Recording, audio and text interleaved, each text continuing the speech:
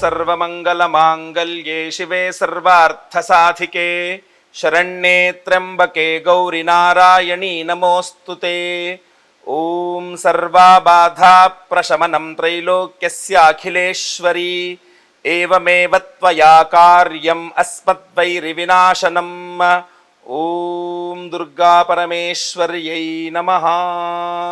ಮಿಥುನ ರಾಶಿಯ ವೀಕ್ಷಕರೆಲ್ಲರಿಗೂ ಸಹ ವಿಠಲ್ ಭಟ್ ಮಾಡುವಂತಹ ನಮಸ್ಕಾರ ಹಾಗೂ ಅಕ್ಟೋಬರ್ ತಿಂಗಳ ಮಾಸ ಭವಿಷ್ಯದಲ್ಲಿ 5 ನಿಗೂಢವಾದ ಎಚ್ಚರಿಕೆಗಳ ಒಂದು ವಿಡಿಯೋಗೆ ಆತ್ಮೀಯವಾದಂತಹ ಸ್ವಾಗತ ವೀಕ್ಷಕರೇ. ಮೊದಲನೇದಾಗಿ ನಾನು ಎಲ್ಲಿದ್ದೇನೆ ಅನ್ನತಕ್ಕಂಥದ್ದು ಹೇಳ್ತೇನೆ. ಯಾಕೆಂತಂದ್ರೆ ಪರಮ ಪವಿತ್ರವಾದ ದಿವ್ಯವಾದಂತಹ ದುರ್ಗಾ ಪರಮೇಶ್ವರಿಯ ಸನ್ನಿಧಾನದಲ್ಲಿದ್ದೇನೆ. ಇಲ್ಲಿ 2 ನದಿಗಳ ಸಂಗಮ, 2 ನದಿಗಳು ಸಮುದ್ರಕ್ಕೆ ಸಂಗಮ. ಸೊ ನದಿಗಳ ಸಮುದ್ರದ ಒಂದು ಸಂಗಮ ಸ್ಥಾನ ಕೋಡಿ ಬೆಂಗ್ರೆ ಅಂತ ಹೇಳಿ ನಮ್ಮ ಉಡುಪಿ ಜಿಲ್ಲೆಯಲ್ಲಿ ಇರ್ತಕ್ಕಂತಹ ಒಂದು ಸನ್ನಿಧಾನ. ಇದೊಂದು ದುರ್ಗಾ ಪರಮೇಶ್ವರಿಗೆ ಸನ್ನಿಧಾನ. ಈ ಒಂದು ಸನ್ನಿಧಾನದಲ್ಲಿ ಕುಳಿತುಕೊಂಡು ಮಿಥುನ ರಾಶಿಯವರಿಗೆ ಅಕ್ಟೋಬರ್ ತಿಂಗಳ ಮಾಸ ಭವಿಷ್ಯದಲ್ಲಿ 5 ಎಚ್ಚರಿಕೆಗಳನ್ನು ಕೊಡ್ತಾ ಇದ್ದೇನೆ. ಹಾಗೂ ದೇವಿಯಲ್ಲಿ ಅಮ್ಮನವರಲ್ಲಿ ಪ್ರಾರ್ಥನೆ ಮಾಡ್ಕೊಳ್ತೇನೆ, ನಾನು ಹೇಳುವ ಈ 5 ಎಚ್ಚರಿಕೆಗಳು ಸುಳ್ಳಾಗೋಗ್ಲಿ, ನಿಮಗೇನು ಸಮಸ್ಯೆ ಆಗದೆ ಇರಲಿ ಅಂತ. ಆದರೆ ಗೃಹಸ್ಥಿತಿಗಳು, ಆ ಗೃಹಸ್ಥಿತಿಗಳ ಪ್ರಭಾವ, ಸಮಸ್ಯೆಗಳು ಏನೇನಾಗಬಹುದು ಅನ್ನುವಂಥದ್ದು ತಿಳಿಸ್ತದೆ. ಆದ್ದರಿಂದ ಅದನ್ನು ತಿಳಿಸ್ತೇನೆ, ಹಾಗೂ ಪರಿಹಾರ ಏನು ಅನ್ನೋದು ತಿಳಿಸ್ತೇನೆ. ಸೊ ಪ್ರತಿಯೊಬ್ಬ ಮಿಥುನ ರಾಶಿಯವರಿಗೆ ಈ ವಿಡಿಯೋ ಬಹಳ ಮುಖ್ಯ. ಸೊ ದಯವಿಟ್ಟು ವಾಟ್ಸಪ್, ಫೇಸ್ಬುಕ್, ಮೆಸೆಂಜರ್, ಟೆಲಿಗ್ರಾಮ್ ಎಲ್ಲ ಕಡೆ ಸಾಮಾಜಿಕ ಜಾಲತಾಣಗಳಲ್ಲಿ ವಿಡಿಯೋನ ಶೇರ್ ಮಾಡಲಿಕ್ಕೆ ಮರಿಬೇಡಿ. ನೀವಿನ್ನೂ ಸಬ್ಸ್ಕ್ರೈಬ್ ಮಾಡ್ಕೊಂಡಿಲ್ಲ ಚಾನಲ್ ಅಂದರೆ ದಯವಿಟ್ಟು ಕೆಳಗಡೆ ಸಬ್ಸ್ಕ್ರೈಬ್ ಅಂತ ಬಟನ್ ಇರುತ್ತೆ, ಸಬ್ಸ್ಕ್ರೈಬ್ ಮಾಡಿಕೊಂಡು ಬೆಲ್ ಬಟನ್ ಒತ್ಕೊಂಡು ಆಲ್ ಅಂತ ಮಾಡ್ಲಿಕ್ಕೆ ದಯವಿಟ್ಟು ಮರಿಬೇಡಿ. ಫೇಸ್ಬುಕ್ಕಲ್ಲಿ ನೋಡ್ತಾ ಇದ್ದೀರಾ, ನಮ್ಮ ಪೇಜನ್ನು ಫಾಲೋ ಮಾಡ್ಲಿಕ್ಕೆ ದಯವಿಟ್ಟು ಮರಿಬೇಡಿ. ಎಲ್ಲರಿಗೂ ಒಳ್ಳೆಯದಾಗಲಿ.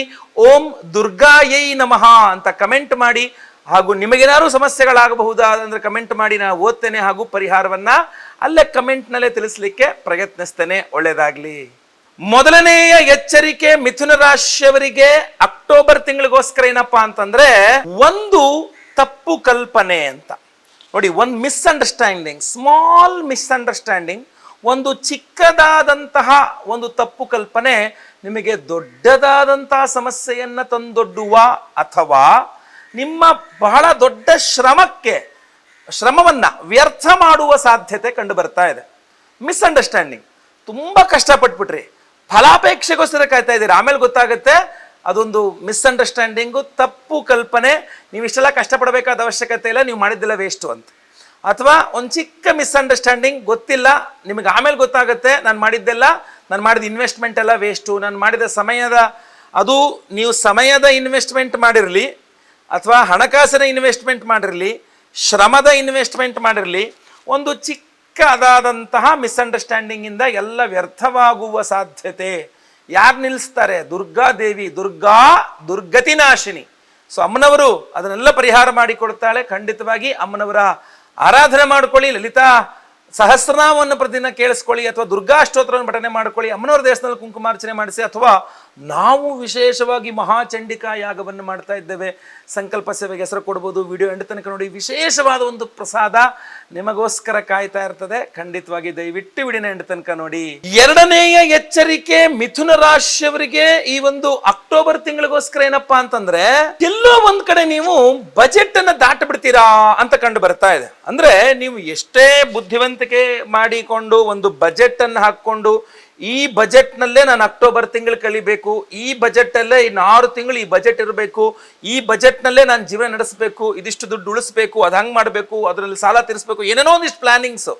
ಆದರೆ ನಿಮ್ಮ ಬಜೆಟ್ ಮೀರಿ ಹೋಗ್ಬಿಡುವಂತಹ ಖರ್ಚುಗಳು, ನೀವೆಲ್ಲೋ ಬಜೆಟ್ ಮೀರಿ ಬಿಡ್ತೀರಾ, ಲೆಕ್ಕ ತಪ್ಪು ಬಿಡ್ತೀರಾ, ಯಾವುದೋ ಪ್ರಮುಖವಾದ ಖರ್ಚನ್ನು ಮರೆತು ಹೋಗ್ಬಿಡ್ತೀರಾ, ಅಥವಾ ಅನಿರೀಕ್ಷಿತವಾಗಿ ಒಂದು ದೊಡ್ಡ ಪ್ರಮುಖವಾದ ಖರ್ಚು ಬಂದು ನಿಮ್ಮ ಬಜೆಟ್ ಛಿದ್ರವಾಗುವ ಸಾಧ್ಯತೆಗಳು ಕಂಡು ಬರ್ತಾ ಇದೆ.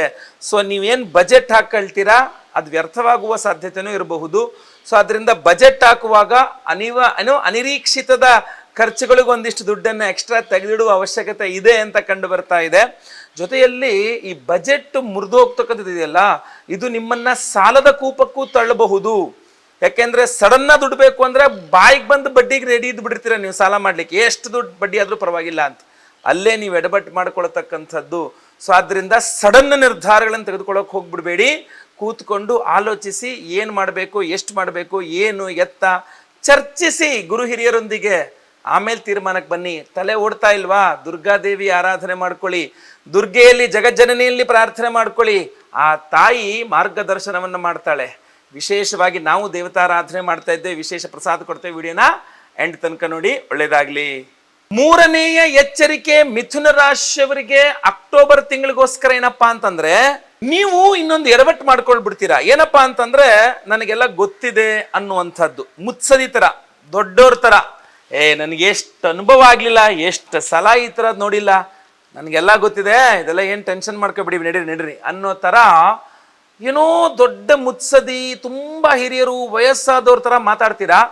ಯೋಚನೆನೂ ಹಾಗೆ ಇರುತ್ತೆ, ಮಾತು ಹಾಗೆ ಇರುತ್ತೆ, ಬಟ್ ಎಡವಟ್ಟಾಗ್ಬಿಡುತ್ತೆ. ಸೊ ಆದ್ರಿಂದ ನಿಮ್ಮ ಪ್ಲಾನಿಂಗ್, ನಾನು ಆಗ್ಲೇ ಹೇಳಿದ್ದು, ಬಜೆಟ್ ಹೆಂಗೆ ಎಡವಟ್ಟಾಗುತ್ತೋ ಹಾಗೆ ಬೇರೆ ಕಾರ್ಯಗಳು ಎಡವಟ್ಟಾಗ್ಬಿಡ್ಬಹುದು. ತೀರಾ ದೊಡ್ಡೋರ್ ಥರ ಏನೋ ಅದ್ಭುತವಾಗಿ ನಾನೆಲ್ಲ ಪ್ಲಾನ್ ಮಾಡ್ಕೊಂಡ್ಬಿಟ್ಟಿದ್ದೀನಿ ಅನ್ನುವಂಥ ಎಡವಟ್ಟನ್ನು ಮಾಡ್ಕೊಳ್ಬೇಡಿ. ಇಲ್ಲಿ ಬಹಳ ಪ್ರಮುಖವಾಗಿ ನೀವು ಗಮನಿಸಬೇಕಾಗಿದ್ದು ನೋಡಿ, ರವಿಗ್ರಹನು ನೀಚ ಸ್ಥಿತಿಗೆ ಹೋಗ್ಬಿಡ್ತಾನೆ ಮಾಸಾಂತ್ಯಕ್ಕೆ ಹೋದಂತೆ. ಇದೇನಾಗ್ಬಿಡುತ್ತೆ ನಿಮಗೆ, ತೃತೀಯಾಧಿಪತಿ ನೀಚ ಸ್ಥಿತಿಗೆ ಹೋದ್ರೆ ಅಣ್ಣ ತಮ್ಮ ಒಡ ಹುಟ್ಟಿದವರೊಂದಿಗೆ ಜಗಳ ಮನಸ್ತಾಪಗಳು. ಯಾವುದೋ ಕೆಲ್ಸಕ್ಕೆ ಕೈ ಹಾಕಿರ್ತೀರಾ, ನಿಮ್ಮ ಒಡ ಹುಟ್ಟಿದವರೇ ಅದಕ್ಕೆ ಅಪಸ್ವರವನ್ನ ತೆಗಿತಾರೆ. ಮಾಸದ ಆದಿಯಲ್ಲಿ ಆಯ್ತು ಬಿಡಿ ಮಾಡು ತಮ್ಮ ಅಥವಾ ಆಯ್ತು ಬಾಡು ಅಣ್ಣ ಅಂತ ಅಂದವರು ಮಾಸಾಂತ್ಯಕ್ಕೆ ಬರೋ ಅಷ್ಟರಲ್ಲಿ ನನ್ಗೆ ಕೇಳಲೇ ಇಲ್ಲ, ನಾನು ಬೇರೆ ಏನೋ ಅನ್ಕೊಂಡೆ, ನೀವು ಬೇರೆ ಏನೋ ಮಾಡ್ತಿದ್ರ, ಇದಕ್ಕಾದ್ರೆ ನನ್ನ ಒಪ್ಪಿಗೆ ಇಲ್ಲ ಅನ್ನುವ ರೀತಿ ಉಲ್ಟಾ ಹೊಡೆದು ಬಿಡ್ತಾರೆ. ಸೊ ನಿಮಗೊಂಥರ ಬಿಸಿ ತುಪ್ಪ ಆಗ್ಬಿಡುತ್ತೆ, ಅಯ್ಯೋ ಇದು ಒಳ್ಳೆ ಕಥೆ ಆಯ್ತಲ್ಲ, ಇದು ಈಗೇನು ಮಾಡೋದು ಈಗ ಅಂತ. ಸೊ ಆದ್ರಿಂದ ನಾನು ಹೇಳೋವಂಥದ್ದು, ನನಗೆಲ್ಲ ನಾನು ಹಿರಿಯ ಅನ್ನುವ ರೀತಿಯಲ್ಲಿ ನೀವು ಮುಂದುವರ್ಕೊಂಡು ಹೋದ್ರೆ ಸಮಸ್ಯೆ ಆಗತ್ತೆ.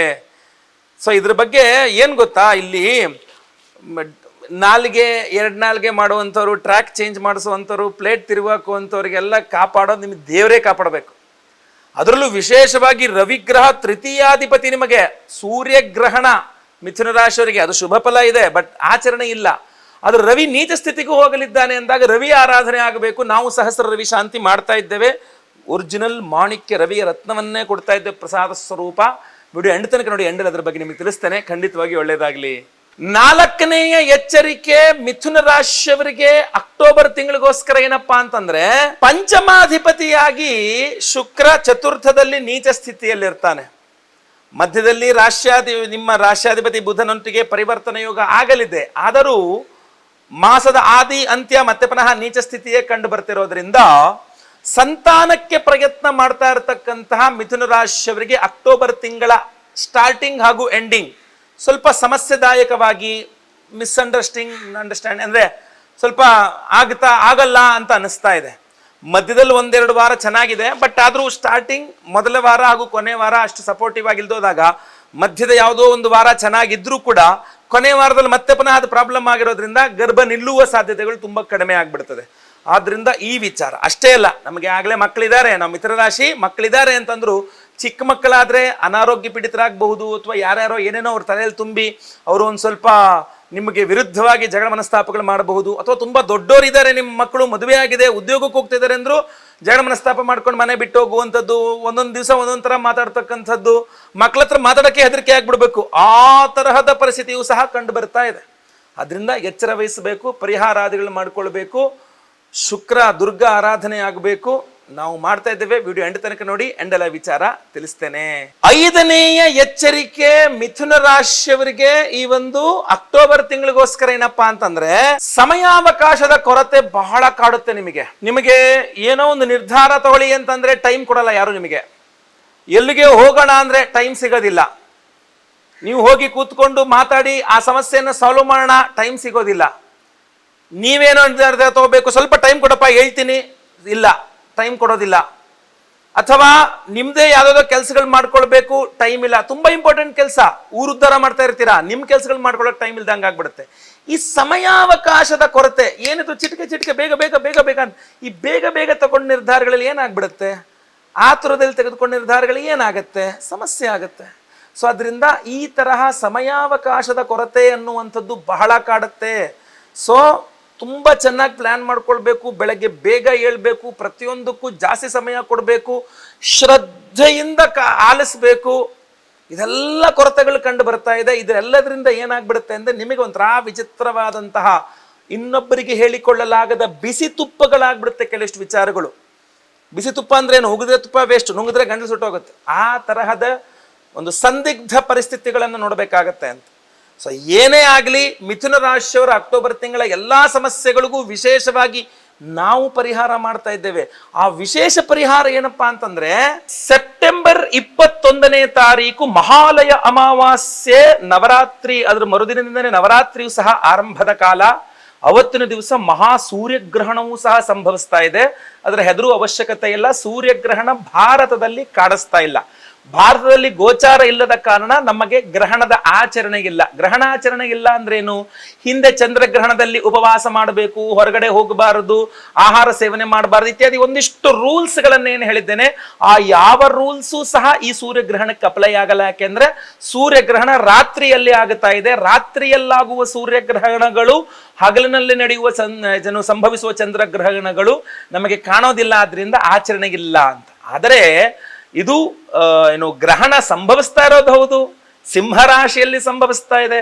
ಆದ್ರಿಂದ ನಿಮ್ಮ ರಾಶಿಯಿಂದ ಎಷ್ಟನೇ ರಾಶಿಯಲ್ಲಿ ಗ್ರಹಣ ಆಗುತ್ತಾ ಇದ್ರು ಅನ್ನುವ ಆಧಾರದ ಮೇಲೆ ಶುಭ ಅಶುಭ ಮಿಶ್ರ ಫಲಗಳು ಇದ್ದೇ ಇರುತ್ತೆ. ಸೊ ಏನೇ ಆಗ್ಲಿ, ಗ್ರಹಣದ ಫಲದಲ್ಲಿ ಆ ಅಶುಭ ಫಲ ನಿವಾರಣೆ ಆಗಬೇಕು. ಅಷ್ಟೇ ಅಲ್ಲ, ರವಿ ಗ್ರಹ ನೀಚ ಸ್ಥಿತಿಗೆ ತುಲಾರಾಶಿಗೆ ರವಿ ಪ್ರವೇಶವಾಗುತ್ತಾ ಇದೆ. ಆ ತುಲಾರಾಶಿಗೆ ರವಿ ಪ್ರವೇಶವಾಗ್ತಿರೋದ್ರಿಂದ ಒಂದಿಷ್ಟು ರವಿಯಿಂದ ಸಮಸ್ಯೆಗಳು ಉಂಟಾಗಬಹುದು, ಅದು ಪರಿಹಾರವಾಗಬೇಕು. ಅಷ್ಟೇ ಅಲ್ಲ, ನವರಾತ್ರಿಯ ಆರಂಭದ ಕಾಲವಾದ್ರಿಂದ ಜಗಜ್ಜನನಿ ದುರ್ಗಾ ಪರಮೇಶ್ವರಿ ಅನುಗ್ರಹ, ಮಹಾಕಾಳಿ, ಮಹಾಲಕ್ಷ್ಮಿ, ಮಹಾಸರಸ್ವತಿ ಸ್ವರೂಪಿಣಿ ತ್ರಿಗುಣಾಂಬಿಕಾ ಶ್ರೀ ದುರ್ಗಾ ಪರಮೇಶ್ವರಿಯ ಅನುಗ್ರಹವಾಗಬೇಕು. ಪ್ರತಿ ವರ್ಷ ನಾವು ಈ ಒಂದು ಸಂದರ್ಭದಲ್ಲಿಯೇ ಚಂಡಿಕಾ ಮಹಾಯಾಗವನ್ನು ಮಾಡತಕ್ಕಂಥದ್ದು. ಸೊ ಅದರಿಂದ ನಮ್ಮ ಯಾಗಶಾಲೆಯಲ್ಲಿ ನಾವು, ಬೆಂಗಳೂರಿನ ನಮ್ಮ ಯಾಗಶಾಲೆಯಲ್ಲಿ ನಾವು ಈ ಒಂದು ಸೆಪ್ಟೆಂಬರ್ 21ನೇ ತಾರೀಕಿನ ಅಮಾವಾಸ್ಯೆ ಪರ್ವ ದಿನದಂದು ನಾವು ಮಹಾಚಂಡಿಕಾ ಯಾಗ ಹಾಗೂ ಸಹಸ್ರ ರವಿ ಶಾಂತಿ ಹೋಮ, ಅದ್ರ ಜೊತೆಗೆ ಸ್ವಯಂವರ ಪಾರ್ವತಿ ಹೋಮ, ಗುರು ಶಾಂತಿ ಶನಿ ಶಾಂತಿಯೊಟ್ಟಿಗೆ ಮಹಾ ನವಗ್ರಹ ಶಾಂತಿ ಹೋಮಗಳನ್ನು ಮಾಡ್ತಾ ಇದ್ದೇವೆ. ಎಲ್ಲ ಹೋಮಗಳು ಲೈವ್ ಇರ್ತದೆ. ಪ್ರತಿ ಸಾರಿಯಂತೆ ಲೈವ್ ಅಲ್ಲಿ ನಿಮ್ಮ ಹೆಸರು ಸಂಕಲ್ಪ ಆಗುತ್ತೆ. ಎಲ್ಲಾ ಹೋಮಗಳನ್ನು ಲೈವ್ ನೋಡ್ತೀರಾ. ಹಾಗೂ ಎಲ್ಲಾ ಹೋಮಗಳ ಭಸ್ಮ ಹಾಗೂ ಕುಂಕುಮಾರ್ಚನೆ, ಕುಂಕುಮ ಪ್ರಸಾದ ಜೊತೆಗೆ ವಿಶೇಷವಾಗಿ ಈ ಬಾರಿಯ ಪ್ರಸಾದ ಒರಿಜಿನಲ್ ಮಾಣಿಕ್ಯ ರತ್ನಗಳು. ಸೂರ್ಯಗ್ರಹಣ ಜೊತೆಗೆ ನೀಚ ಸ್ಥಿತಿಯ ರವಿಯ ದೋಷ ಪರಿಹಾರವಾಗಬೇಕು, ರವಿಯಗೆ ಪ್ರಾಮುಖ್ಯತೆ ಕೊಡಬೇಕು ಅಂತ ನಾವು ವಿಶೇಷವಾಗಿ ಸಹಸ್ರ ರವಿ ಶಾಂತಿಯನ್ನು ಮಾಡ್ತಾ ಇರುವಂತಹದ್ದು. ಆ ಮಾಣಿಕ್ಯ ಉಂಗುರವನ್ನ ಈಗಾಗಲೇ ವಿಶೇಷವಾಗಿ ಪರಮ ಪವಿತ್ರವಾದಂತಹ, ಪುರಾಣ ಪ್ರಸಿದ್ಧವಾದ, ಇತಿಹಾಸ ಪ್ರಸಿದ್ಧವಾದಂತಹ, 100 ವರ್ಷಗಳ ಇತಿಹಾಸ ಇರತಕ್ಕಂತಹ ಧನ್ವಂತರಿ ದೇಗುಲದಲ್ಲಿ ಆ ಉಂಗುರಗಳನ್ನ ಧನ್ವಂತರಿಯ ಪಾದಾರವಿಂದಗಳಲ್ಲಿಟ್ಟು ಪೂಜೆ ಮಾಡಿಸ್ಕೊಂಡು ತಗೊಂಡಿದ್ದೇನೆ. ಅದ್ರದ್ದು ವಿಡಿಯೋ ಹಾಕಿದ್ದೇನೆ. ಅಷ್ಟೇ ಅಲ್ಲದೆ ಈ ಒಂದು ಅಮ್ಮನವರ ಸನ್ನಿಧಾನದಲ್ಲೂ ಸಹ, ಆ ದುರ್ಗಾ ಪರಮೇಶ್ವರ ಸನ್ನಿಧಾನದಲ್ಲಿ ಆ ರತ್ನಗಳನ್ನ, ಆ ಒಂದು ಉಂಗುರಗಳ ಮಾಣಿಕ್ಯ ರತ್ನಗಳನ್ನ ಇಟ್ಟು ಪೂಜೆ ಮಾಡಿಸ್ತಾ ಇದ್ದೇವೆ. ಸೊ ಅದೊಂದು ವಿಡಿಯೋನು ಸಹ ನಿಮಗೆ ನೋಡಬಹುದು. ಈಗ ವಿಡಿಯೋ ಮುಂದೆ ಪ್ಲೇ ಮಾಡ್ತೇವೆ. ಸೊ ಆದ್ರಿಂದ ಡಬಲ್ ಎನರ್ಜೈಸ್ಡ್ ಆದಂತಹ ಎರಡೆರಡು, ಅಂದ್ರೆ ಧನ್ವಂತರಿ ಸನ್ನಿಧಾನ ಹಾಗೂ ದುರ್ಗಾ ಪರಮೇಶ್ವರಿ ಸನ್ನಿಧಾನದ ಎನರ್ಜೈಸ್ ಆದಂತಹ ಮಾಣಿಕ್ಯ ಉಂಗುರವನ್ನ ಮತ್ತೆ ತ್ರಿಬಲ್ 3ನೇ ಬಾರಿಗೆ ಮಹಾಚಂಡಿಕಾ ಯಾಗದಲ್ಲಿ ಎನರ್ಜೈಸ್ ಮಾಡಿ, ಸಹಸ್ರ ರವಿ ಶಾಂತಿಯಲ್ಲಿ ಎನರ್ಜೈಸ್ ಮಾಡಿ, ನಿಮಗೆ ಮಹಾ ಸೂರ್ಯಗ್ರಹಣದ ಒಂದು ದೋಷವು ಪರಿಹಾರವಾಗಿ ರವಿ ಅನುಗ್ರಹ, ದುರ್ಗಾ ಅನುಗ್ರಹ, ದುರ್ಗಾ ದುರ್ಗತಿ ನಾಶಿನಿ, ಯಾವುದೇ ಕಷ್ಟಗಳು, ಕಷ್ಟ ಕೋಟೆಗಳಿದ್ರೂ ಸಹ ಛಿದ್ರ ಮಾಡ್ತಾಳೆ ಅಮ್ಮನವರು. ಅದು ಆರೋಗ್ಯ ಬಾಧೆ ಇರಲಿ, ಆರ್ಥಿಕ ಬಾಧೆ ಇರಲಿ, ಮಾಟ ಮಂತ್ರ ಇರಲಿ, ದೃಷ್ಟಿ ದೋಷಗಳಿರಲಿ, ಶತ್ರು ಬಾಧೆಗಳಿರಲಿ, ಕೋರ್ಟು ಕಚೇರಿ ಸಮಸ್ಯೆ ಇರಲಿ, ಏನೇ ಸಮಸ್ಯೆ ಇರಲಿ ಅದನ್ನ ದುರ್ಗಾ ಪರಮೇಶ್ವರಿ ಪರಿಹಾರ ಮಾಡ್ತಾಳೆ. ಆದ್ರಿಂದ ಆ ಮಹಾಚಂಡಿಕಾ ಯಾಗದಲ್ಲಿ ಆ ಉಂಗುರಗಳನ್ನಿಟ್ಟು ಎನರ್ಜೈಸ್ ಮಾಡಿ ನಿಮಗೆ ಕಳಿಸ್ಕೊಡ್ತೇವೆ. ಸಂಕಲ್ಪ ಸೇವೆಗೆ ಹೆಸರು ಕೊಡೋರು ಸ್ಕ್ರೀನ್ ಮೇಲೆ ಕಾಣುವಂತ ನಂಬರ್ಗೆ ನಿಮ್ಮ ಹೆಸರು, ಗೋತ್ರ ಗೊತ್ತಿದ್ರೆ ಗೋತ್ರ, ನಕ್ಷತ್ರ ಗೊತ್ತಿದ್ರೆ ನಕ್ಷತ್ರ, ನಿಮ್ಮ ರಾಶಿ ಹಾಗೂ ನಿಮ್ಮ ವಿಳಾಸವನ್ನ ಬೇಗ ವಾಟ್ಸಪ್ ಮಾಡ್ಕೊಳ್ಳಿ. ಲೈವ್ ಅಲ್ಲಿ ನಾನೇ ನಿಮ್ಮ ಹೆಸರು ಸಂಕಲ್ಪ ಮಾಡ್ತೇನೆ. ಎಲ್ಲಾ ಹೋಮ ಲೈವ್ ನೋಡ್ತೀರಾ. ಪ್ರಸಾದ ನಿಮಗೆ ಎಲ್ಲ ಹೋಮಗಳ ಭಸ್ಮ, ಕುಂಕುಮಾರ್ಚನೆ, ಕುಂಕುಮ ಪ್ರಸಾದ ಹಾಗೂ ಸ್ಕ್ರೀನ್ ಮೇಲೆ ನಿಮಗೆ ಕಾಣ್ತಾ ಇರುವಂತಹ ಈ ವಿಶೇಷವಾದ ಒರಿಜಿನಲ್ ಮಾಣಿಕ್ಯ ರತ್ನದ ಒಂದು ಉಂಗುರವನ್ನು ನಿಮಗೆ ಸ್ಪೀಡ್ ಪೋಸ್ಟ್ ಅಲ್ಲಿ ಕಳಿಸ್ಕೊಡ್ತೇನೆ. ಪ್ರತಿಯೊಬ್ಬರು ಉಂಗುರದ ಬೆರಳಲ್ಲಿ ಅದನ್ನು ಧಾರಣೆ ಮಾಡ್ಕೊಳ್ಳಿ. ಖಂಡಿತವಾಗಿ ಎಲ್ಲರಿಗೂ ಸಹ ಒಳ್ಳೇದಾಗ್ಲಿ. ವಿಡಿಯೋ ಇಷ್ಟ ಆದರೆ ದಯವಿಟ್ಟು ಲೈಕ್ ಮಾಡ್ಲಿಕ್ಕೆ ಮರಿಬೇಡಿ. ಪ್ರತಿಯೊಬ್ಬರಿಗೂ ಈ ವಿಶೇಷ ವಿಚಾರ ತಲುಪಿಸಿ. ವಾಟ್ಸ್ಆಪ್, ಫೇಸ್ಬುಕ್, ಮೆಸೆಂಜರ್, ಟೆಲಿಗ್ರಾಮ್ ಎಲ್ಲ ಕಡೆ ಸಾಮಾಜಿಕ ಜಾಲತಾಣಗಳಲ್ಲಿ ವಿಡಿಯೋನ ಶೇರ್ ಮಾಡ್ಲಿಕ್ಕೆ ಮರಿಬೇಡಿ. ನೀವಿನ್ನೂ ಸಬ್ಸ್ಕ್ರೈಬ್ ಮಾಡ್ಕೊಳ್ಳಿ ಅಂದ್ರೆ ದಯವಿಟ್ಟು ಕೆಳಗಡೆ ಸಬ್ಸ್ಕ್ರೈಬ್ ಅಂತ ಬಟನ್ ಇರುತ್ತೆ, ಸಬ್ಸ್ಕ್ರೈಬ್ ಮಾಡ್ಕೊಂಡು ಬೆಲ್ ಬಟನ್ ಒತ್ಕೊಂಡು ಆಲ್ ಅಂತ ಮಾಡ್ಲಿಕ್ಕೆ ದಯವಿಟ್ಟು ಮರಿಬೇಡಿ. ಮುಂದಿನದಲ್ಲಿ ಮತ್ತೆ ಪುನಃ ಸಿಗ್ತೇನೆ. ಎಲ್ಲರಿಗೂ ಸಹ ಒಳ್ಳೇದಾಗ್ಲಿ. ಲೋಕ ಸಮಸ್ತ ಸುಖಿನೋ ಭವಂತು. ನಾರಾಯಣ ನಾರಾಯಣ ನಾರಾಯಣ.